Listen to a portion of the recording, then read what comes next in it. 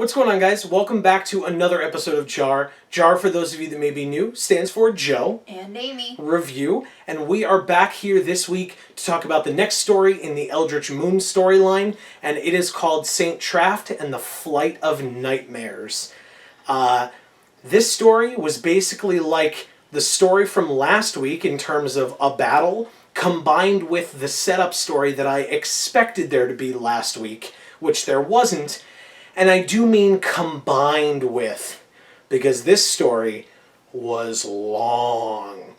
This story took possibly the longest, I think, of any of the ones that we've done so far. it was terrible. It was very, very long. And, I mean, because we've said that before, right? We'll comment on it this way or that way, like, oh, it's a long story, oh, it's a short story, oh, it felt long, it felt short. This one just straight up just was long, yes. And it felt long. Yes. Because if you've been following along with the series, there have been times where I've been like, oh, this story was super long. And Amy's like, really? I didn't think so. Like, this time, 100% in agreement, both of us. Because the way that I decided to do it this time, the way that the stories are told sometimes, and we've talked about this, is there is a line at times showing a passage of time. And so in this story, I indicated to Amy whenever there was a line indicating passage of time just to help drive the story along and help her to understand, since she wasn't straight up looking at it the whole time, when the time would be passing. And a lot of times it was purely for travel or something like that. You know, it was like, well, we're on our way to Thraben, and then, okay, now we can see Thraben after the line. Makes perfect sense. We've talked about that before. I like that kind of storytelling. It makes sense. Cut out all the unnecessary stuff. And again, because this story did not need to be longer. Nope. So that worked out perfectly. But I believe you were saying to me that every time I mentioned that to you, I was like, oh, the story's about to end. And then he's like, and then there's a line. And I'm like, as the end? And he's like, indicating a passage of time. And I'm like, are you serious? This again? Yeah. It was, again, just a super long story. Too many. Now, us discussing the length of the story is not in any way us discussing the quality of the story. Because I enjoyed it greatly. I think that it was detracted from slightly because of its length. I think this story could have been broken up into two, possibly. I mean, again, it all follows Thalia, so I get why you would want to do it all in one. It was just so much. And I don't know that I could pick out a point where I would say, cut this part out, you know, or something like that. Right. Except, I will say that there was a portion where they kind of did like a flashback to where Thalia first kind of internalized Saint Traft, the Geist of Saint Traft, and it drew into her body.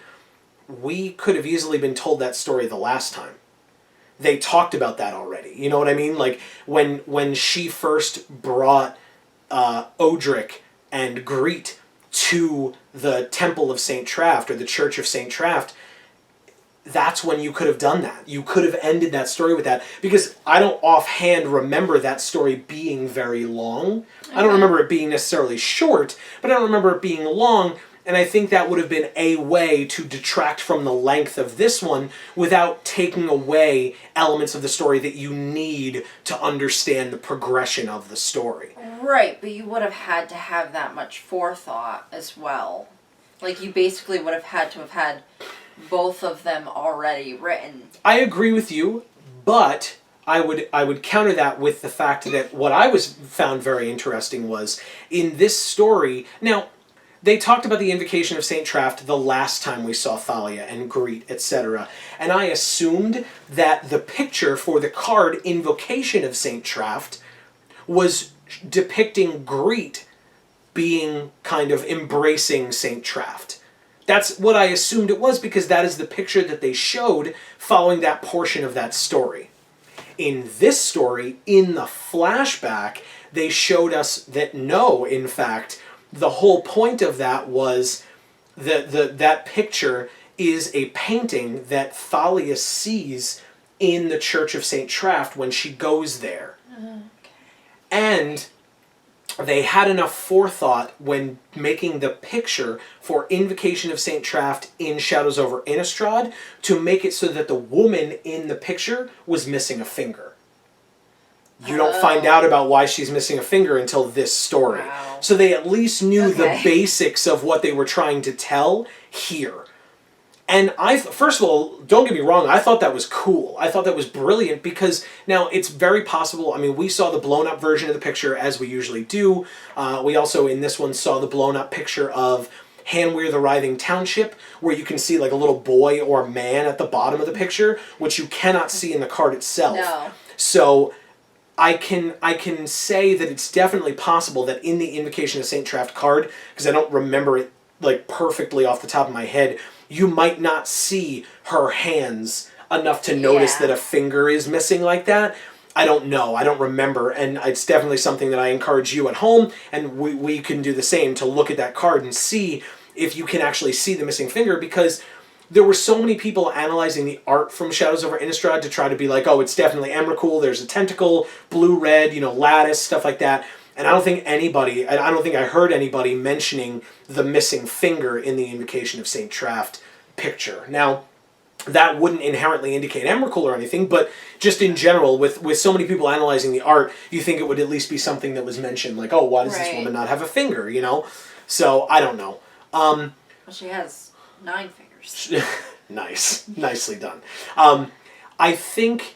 I thought it was a little interesting because that portion of the story was told just after we met Olivia, or after Thalia met Olivia. I was like, what? Well, after in the story, we met Olivia. It was told right after, her kind of flashback, as she's like flying along on her griff, and she kind of lets herself relax a little, and she is remembering back to that time. And one of the things that they mentioned was that the woman in the painting had red hair. Every time they've mentioned red hair in these stories, it's been a lead up to, oh, it's Olivia. Right. Every time. It's been like, oh, I see a gaunt figure, a pale figure with red hair. Oh, it's Olivia. She introduces herself as Olivia. She did that in this story as well. And just before this story, or just before the kind of the flashback, if you will, Olivia mentions that she met St. Traft once. Yes. And so, now, I don't know. To me, when I read that, I was like, oh, was Olivia working with St. Traft? Was she the kind of the heir of St. Traft at one point, before she became a vampire? I don't know. We don't know. I felt like it was leading us in that direction, and then it kind of didn't go anywhere with it. At least in this story. There could clearly be more. Who knows? The way that this story was billed, and billed, I mean, like, when they released it on Facebook, they released it on Twitter, just to let you know that the story's coming. And one of the things that they said on Facebook was that Thalia is taking up the mantle of, or the void left by, Avacyn. Oh, okay. And I thought that was interesting. The story never, like, expressly said that, but at the same time, it's got her... I mean, it kind of did. It was like, okay, well, oh, your sword's gone, what are you going to do? What weapon will I use now? I just happen to have Avacyn's spear, and then...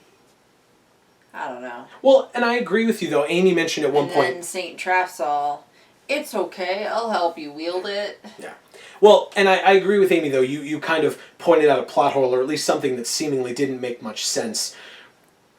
Thalia flew up on a griff to fight a fused angel horror Eldrazi monstrosity. And she used her little itty-bitty sword. And because of it, she got knocked down, and her griff got knocked out of the sky, and Sigarda had to be there to be the one to kind of save her or make sure that she lived, essentially. And your point was, do you remember it? Yeah.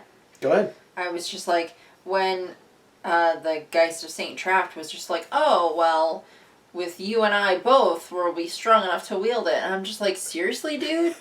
F you. We could have done that 20 minutes ago. Yeah. Yeah. And, I mean, I get that, in the story, because I said, as we were going through the story, I was like, wow, Sigarda has to show up. Right. She has to. So it was just the excuse for Sigarda to show up, I guess. Precisely. I also I appreciated the predictability, at least to that degree, where it's like, ooh, we're gonna see Sigarda in this story. Yeah. Like we have to, right? Like we have to see Sigarda. I also appreciated that they were going to Thraben. Well, who is someone that we knew was in Thraben recently?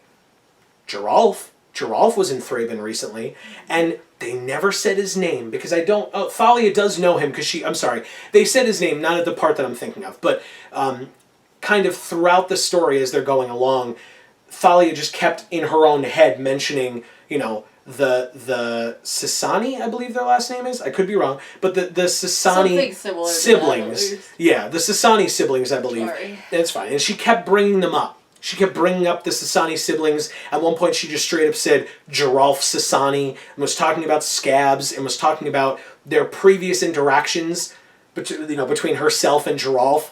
And at one point, she said during the battle with the Eldrazi, and that there were vampires and werewolves joining the fight with the humans. And then she said that there was a scab kind of standing over an Eldrazi horror, protecting its creator. Now, she knows Geralf. She said that she knows Geralf. She also then indicated that she knew the creator, or that the Scab's creator was there, but didn't say that it was Geralf. But I don't know of any other Scab creators. Maybe there are more, and I'm just incorrect. Yeah, maybe they're trying to trick us and be like, oh, well, we're going to introduce this other one, and you don't know him yet. Yeah, I don't know. All I know is... maybe they just are like, oh, you don't know it's Geralf yet. Just like they were like, oh, you don't know it's Emrakul. Right. Yeah, exactly. Yeah. Yeah, so, okay, wizards. Right, then. yeah, because you're just kind of like... I'm that stupid. Saying it but not saying it. Even though this story came out after the entire set was spoiled, and this video is coming out after pre-release weekend, which...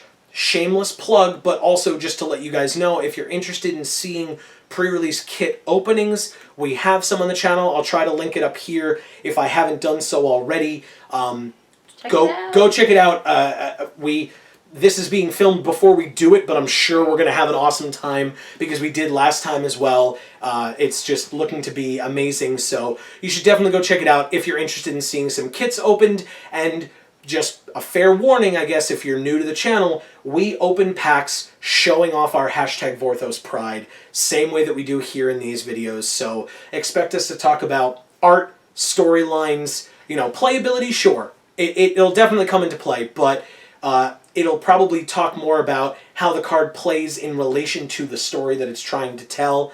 Right, because, how the mechanics match the story. Because I think that's incredible. Or the flavor text. Yes. Because that's incredible. It's so cool. There is definitely a piece of art in this set, and I don't remember the card's name offhand, which I genuinely hope I got, depending on who you're watching this, but I'm not, in foil. It's, Shard of Broken Glass was what we wanted in foil last time, and we got it. It was a common. This time, it's an uncommon. Hopefully we get it. We'll also be doing booster box openings and stuff when they come out, so stay tuned for that. Subscribe down below to find out when all that stuff comes out. Yes, please watch. It's something that we're really excited for. You guys seem to have loved it the last time because the response was absolutely incredible for Shadows over Innistrad, so thank you so much for that. If you want to see more of it, you liked it, definitely, like I said, there was the link up top. Just go to the channel, check it out, subscribe, you'll see when all that stuff comes out. This story, I thought it was, again, debilitatingly long, but otherwise, I did enjoy it. I did really enjoy it. I thought that it was interesting that, and I may be biased because I think that the art for Brizella, Voice of Nightmares, is my favorite art in the set. I don't know that I've seen literally every card yet, but I believe that it just looks so beautiful to me. It looks so disgusting in Amy's opinion. It's probably my least favorite ever. And I love it. It's just, it's so beautiful and how gross it really is. I just love it. But I guess... And my point to him was it's usually the other way around. I love grotesque, odd, hideous things that... to me are not hideous and they're wonderful. Usually that's how it goes, but in this case, I just hate that card. I think it's just really terrible. Well, and so then let's see some contrast here, because maybe it's because I'm biased, but Brazella seems to be, I mean, besides Emrakul, seemed to be the most dangerous thing that they've shown yet, being on, you know, in Eldritch Moon or on Innistrad at this point, besides Emrakul herself. And I was surprised that they introduced her and killed her kind of so quickly, you know what I mean? Whereas Emrakul, which, granted, you know, power and toughness-wise is not too far off. You know, it's a 9-10 versus a 13-13, so it's not that big of a difference. But at the same time, in terms of the storyline aspect, Brazella is nothing compared to Emrakul, you know? And I understand that, but at the same time, I think that it's interesting that Emrakul is getting, you know, reveal after reveal after reveal, because in this story, again, the start of the story was no Emrakul, the end of the story was Emrakul. They've done that like 3 or 4 times now, and I don't blame them for that, because like I said, it mirrors what they did in Oath of the Gatewatch with Kozilek, where it was like, oh, Kozilek burst out of the ground, and then the next story they're like, wow, Ulamog is just being trapped inside of these Hedrons. Oh no, the Hedrons fell. Oh no, you know, Kozilek burst out. So it kind of told the same story multiple times from different perspectives. It picked up before the other one left off. Yes, because they're in different areas, and truthfully, you want to see where all of these different characters are, what they're doing, etc. Yeah, and it's kind of cool chronologically in your own head, especially when they jump around so many times.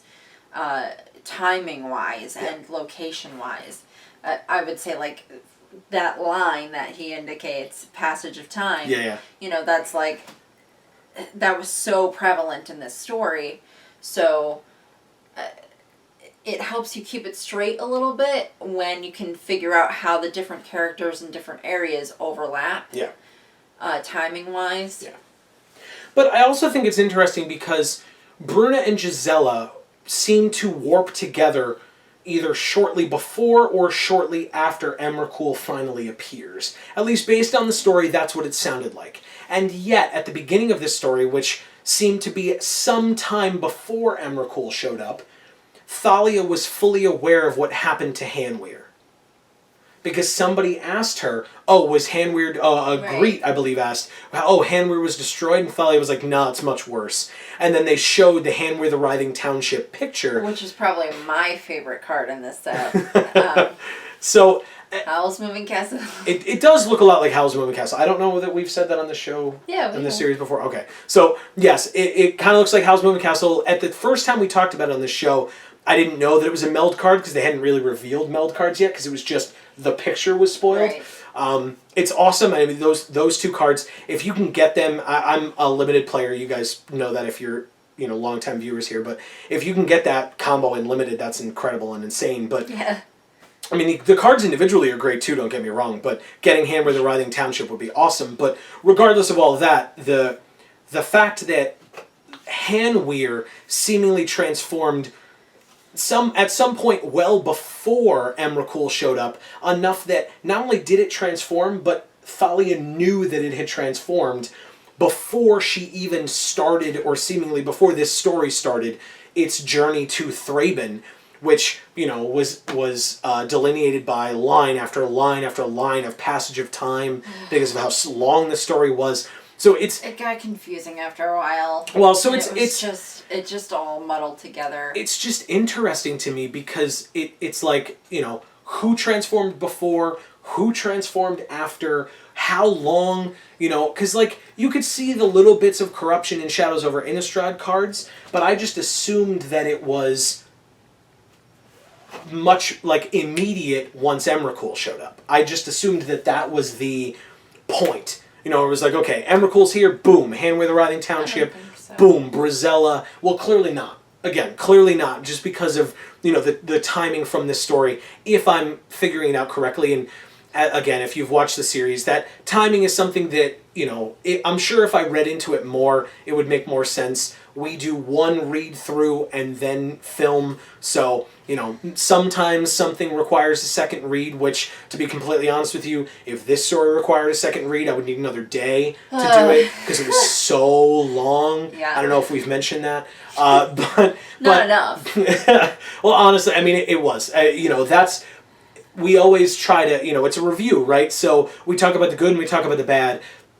I think the bad from this story was simply the length. Yeah, because honestly, I feel like I probably would have liked the story and or cared about the story a lot more if it hadn't been so long. Well, because it got confusing. It was so long. Mm-hmm. It was hard to keep your attention on it. Yeah. And, it just didn't do the story justice. Personally, for me, I love Thalia. I was really interested in seeing Sigarda, and I would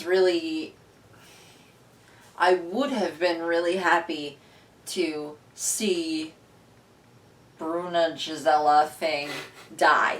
Yeah.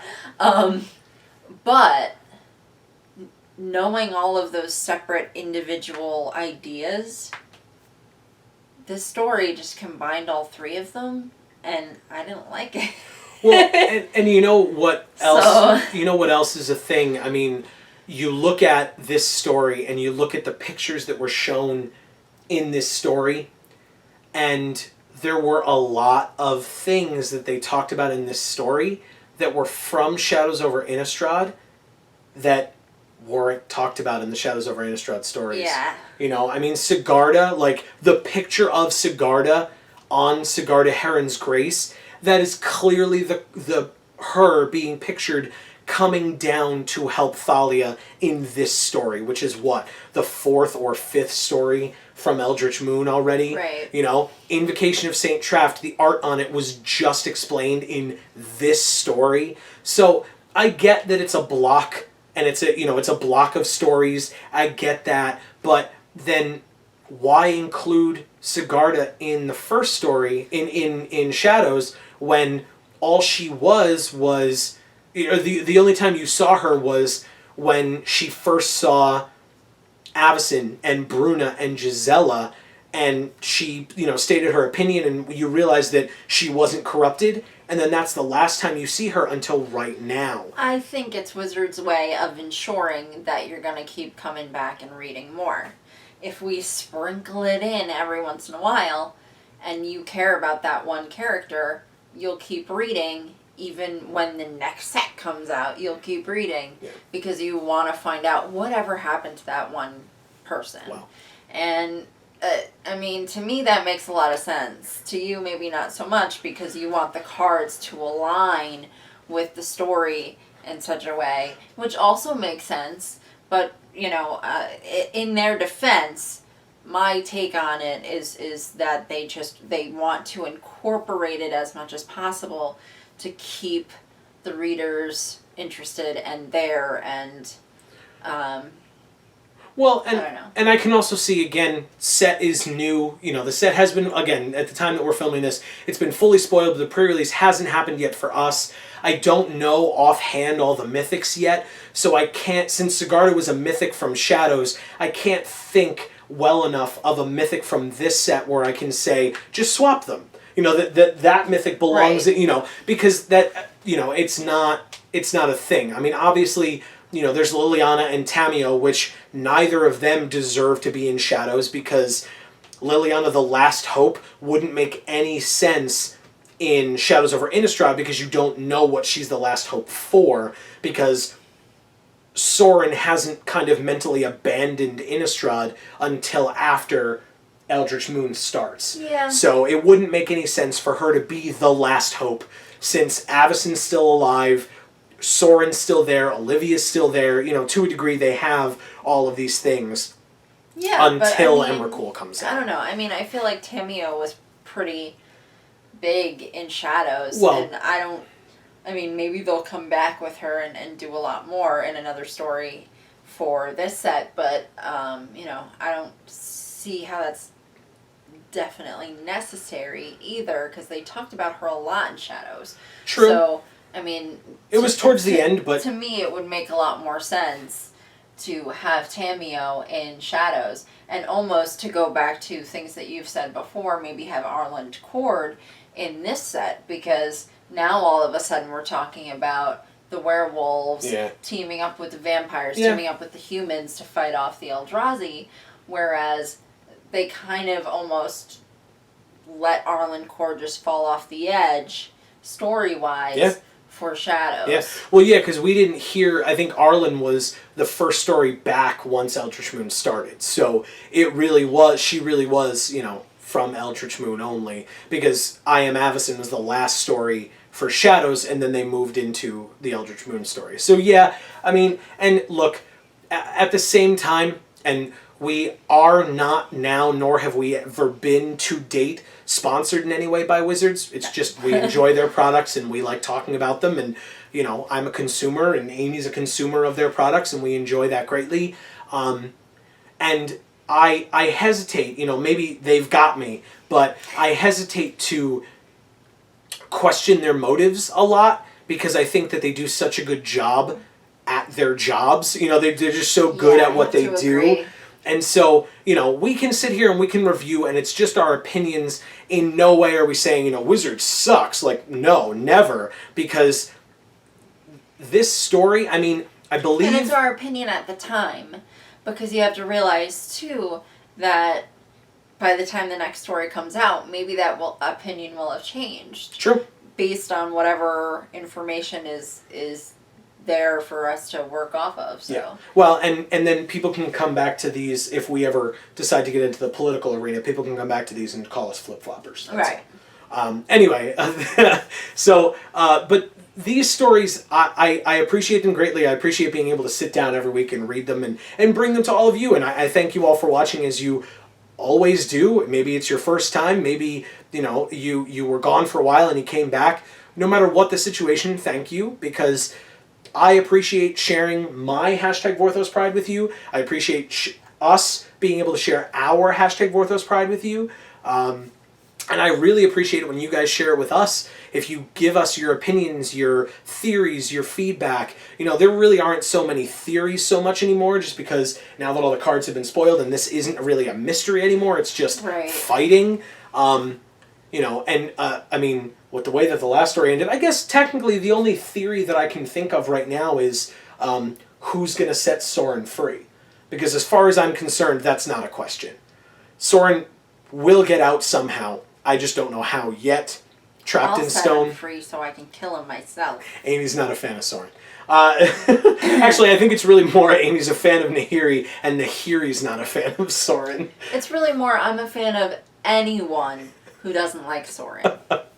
He is a jerk, but again, all that means is it's props to the writers, because they've written a character. The only thing that I can think of, and again, on our backdrop here we have the Harry Potter books, and the thing that I always say about the Harry Potter books is, in the story with, I believe it was Order of the Phoenix, please feel free to correct me if I'm wrong, the story with Dolores Umbridge, where she was mainly in the book, you hated Dolores Umbridge. You hated her so vehemently. At least I did. I don't want to project that on anyone. I hated Dolores Umbridge so vehemently that by the end of the story, when she got hers, when she got what was coming to her, it was amazing. It was absolutely incredible, and I was super happy to see it. And it was kind of like that, yes, like you were so happy.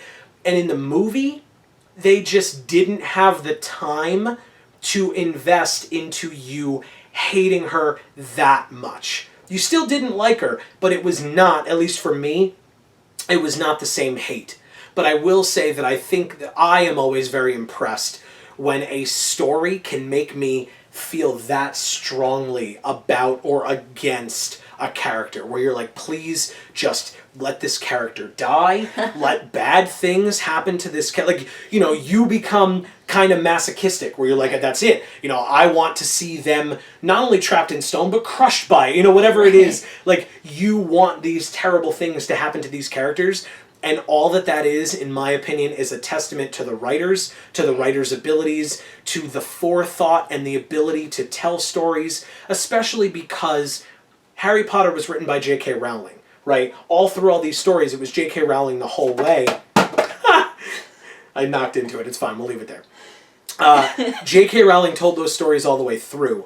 All of these stories, while made collaboratively, absolutely, were still written by different people. Seemingly every time. Right. Or And, almost every time. right. I mean, there's duplicates here and there, because I know James Wyatt wrote today's story and has written some in the past, but, like, in general, you know, these stories are written by a group of people, and yet each story is attributed to an individual author, and yet you can still have the arrogance shine through. And it really only makes your hatred grow. You don't have to start over each time it's a new author with this character. Right. Because the character already exists, yes, but it's a new author, and you wouldn't necessarily know it. The only way that it's different is the storytelling aspects are different. Right. Whether it's told through letters, whether it's told through flashbacks only, or, you know, flashbacks, then flash forwards, then present day, but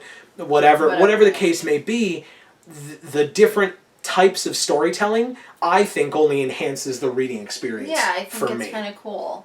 The only thing I will say in regards to that is probably the only character that I really feel is sort of segmented in that way is probably Tamio. I knew you were going to say that. And for that reason, maybe that's why it's good that she's in this set, because maybe they'll have a story for us that'll clear up all of those weird sort of spotty character elements that to me don't make sense yet. Well, and they almost have to, because as we mentioned last week, the last story point for Eldritch Moon, or at least as far as I understand it, the last story point for Eldritch Moon is, you know, entrapped in the moon, something, where depicting Emrakul being put into the moon, and on the card itself, it's Tamio and Nissa. Okay. And so what I'm sure your question is, because I'm sure I've heard you ask it before, and mine as well, is what caused her to decide to change her mind? Right. Because originally her point was, forget it, I'm here to observe, whatever happens, happens, and then at the end she's putting Emrakul in the moon.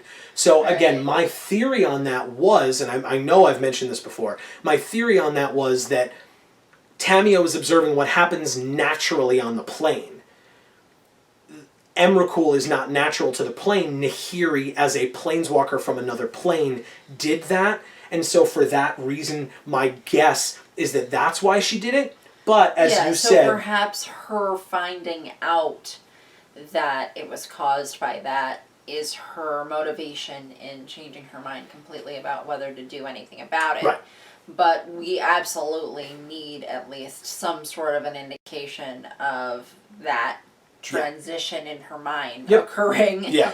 So that we know what the heck's going on, basically. And I hope they do tell another story purely from her perspective, especially because I really appreciate the way that they write her, where they basically just throw up a thesaurus on the page, because it's so many kind of $5 words, if you will, with, you know, if it was anyone else, it would be super, like, basic kind of vocabulary, and with her, it's so over the top on purpose, and I like that. I think they do a great job with that, personally. Yeah, see, I just feel like it's kind of pretentious. Oh, yeah, but so is she. But that's the thing, like, you're allowed to be pretentious as long as it's not really pretentious, in that you gotta live up to it. Yeah. If that's how you're gonna be, that's fine, but then make it worthwhile. Mm-hmm. And that's why I hate Soren so much, because he thinks so much of himself, and he's really just an ass. Yeah. So, you know, prove to me that you're more than that, and then I'll care. You know. Fair enough. And honestly, I mean, we've got many more weeks of this story to go. As I mentioned, pre-release just happened. Release is coming up this Friday, depending on when you're watching this. But after this video is released, this coming Friday is release weekend. We will be doing booster box openings. We'll be doing fat pack openings. We actually have a little bit of a special. If you guys are already subscribed to the channel and did see it, because again, it is the most viewed video on our channel, we will be doing a little bit of a competition between the two of us regarding some fat packs. So definitely stay tuned for that. Subscribe down below. Are they still going to be called fat packs? Or are they In this set, it's still a fat pack. Okay. In Kaladesh, it is the Kaladesh bundle, and it'll have one more pack in it for, I believe, less lands. So it'll be 10 packs, but a little bit less basic lands. Oh. It's weird. They're changing up how they do things. I'm not sure how I feel about it yet. We will see how that works. I mean, I definitely appreciate another pack, don't get me wrong, because I definitely don't necessarily need more basic lands. And, you know, if you're going to be getting lands in packs, and I'm opening, you know, 1 or 2 booster boxes a set, I'm going to get all the different basic land arts. And unless it's Zendikar where they're full art, I don't necessarily need tons of multiples of each. Right, So, and maybe that's why that makes sense, because for Innistrad and for Zendikar, I feel like those are, well, Zendikar especially, of course, very land-centric sort of set. Yep, absolutely. So I think to kind of move away from that for the next one makes sense. Yeah. So we'll see how that goes. Let us know what you guys thought of this story in the comments down below, what you thought of our review, if you guys had any other theories, thoughts, comments, questions, concerns, anything like that. I just want to get on there and say, hey, you guys are dumb, you're totally wrong, it was this. Please tell me. I care. Or, I want to hear it. Or you guys are awesome and we love you and, you know, thanks for doing this.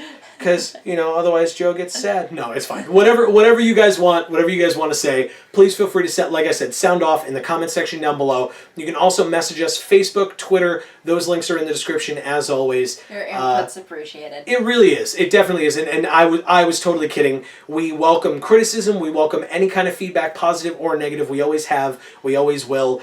We always say. I just welcome other opinions. Yes. You know, it doesn't have, you know, one thing isn't negative and positive, you know. Right. Your opinion's just as valid as ours, Yes. as we try to, you know, impress upon you guys in all of the videos that we do. Yeah. You know, so leave it in the comments. I want to hear it. I find that interesting to have, you know, almost a dialogue with you guys. And the main question that I want to know is, are you Team Joe or Team Amy in terms of Brazella? Do you love the art or do you hate it? Let us know, because I think it's amazing, and I'm surprised that Amy finds it so grotesque and terrible, because I think it's beautiful in a terrible way. So anyway, let us know what you guys think of all those things. Again, Facebook, Twitter, comment section down below, whatever. Subscribe down below. You will find out when more of our videos come out for JaAR, more when our booster box openings come out, when our Fat Pack battle comes out. Hashtag Vorthos Pride. Show off your hashtag Vorthos Pride by using the hashtag or just by doing it. We thank you guys so much for watching, as you always do. Again, whether you're new, whether you're old, thank you so much. And from the Geek for All YouTube channel, guys, I've been Joe. And I'm Amy. And as we always say, in whichever video of ours you watch next, we will see you all next time. Thanks, everybody.